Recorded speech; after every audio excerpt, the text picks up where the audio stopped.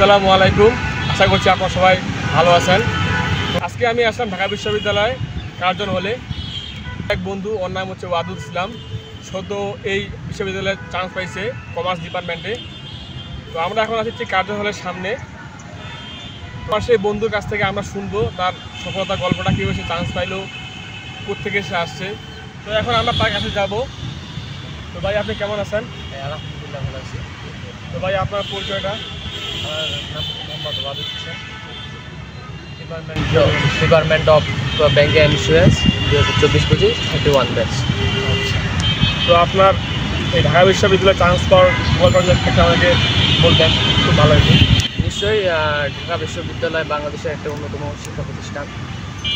এখানে ছোট থেকে আবেগ ছিল, ইনশাল্লাহ আল্লাহর রহমতে চান্স পেয়েছি এবং ছোট থেকে ড্রিম ছিল পাওয়া।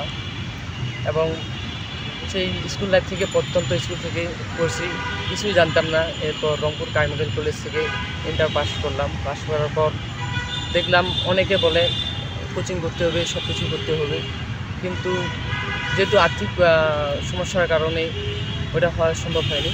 এই জন্য আমি বাসা চলে গেলাম এবং অনলাইন ক্লাস করছি। এবং মনে মনে ছিল, জোর ছিল যে আমি চান্স পাবই, এবং কঠোর পরিশ্রম করছি, ইনশাল্লাহ পেয়ে গেছি এবং সবার দোয়া কামনা করছি।